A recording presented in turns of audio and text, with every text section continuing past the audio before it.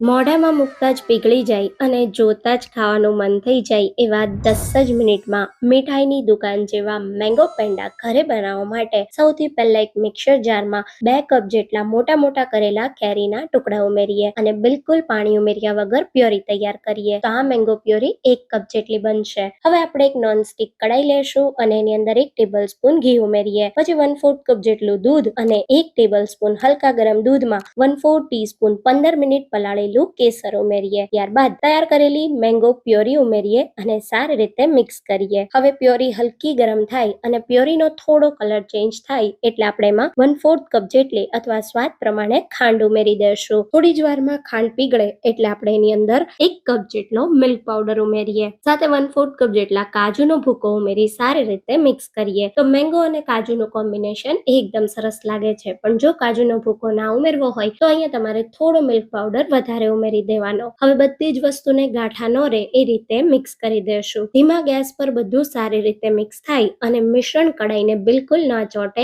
એટલે હવે આમાં 2 થી 3 મિનિટ પછી 1/4 ટીસ્પૂન એલચી પાવડર અને 1 ટીસ્પૂન ઘી ઉમેરી સારી રીતે મિક્સ કરીએ। મિશ્રણને બિલકુલ ઓવરકુક નથી કરવાનું। બધું આવું સરસ મિક્સ થાય એટલે ગેસ બંધ કરી મિશ્રણને કમ્પ્લીટ ઠંડુ થવા દઈએ। 10 થી 15 મિનિટમાં સરસ મિશ્રણ ઠંડુ થાય એટલે આ રીતે થોડું થોડું મિશ્રણ હાથમાં લઈ આ રીતે આપણે પેંડાને બનાવી લેશું। પેંડા બની જાય એટલે ઉપર ડિઝાઇન કરવા આ રીતે ડિઝાઇન મોલ્ડને પ્રેસ કરીએ એટલે બિલકુલ બજાર જેવા પેંડા તૈયાર થશે। જો ડિઝાઇન મોલ્ડ ના હોય તો આ રીતે પેંડાને વાળી આવા તળવાના જારાથી આપણે ડિઝાઇન બનાવી લેશું। અને જો તમારે આમ પણ ના કરવું હોય તો સિમ્પલ પેંડાને વાળી અને આ રીતે આખા પિસ્તાને ઉપર રાખી દેવાનો। તો તમને કઈ ડિઝાઇન ગમી એ કમેન્ટમાં જરૂરથી કહેજો। એક કરી બધા જ પેંડાને મેં બનાવી લીધા। આ પેંડા બહાર 5 થી 6 દિવસ અને ફ્રીઝમાં મહિનાઓ સુધી સારા રહે છે। એકવાર બનાવજો, બધાને બહુ જ ભાવશે।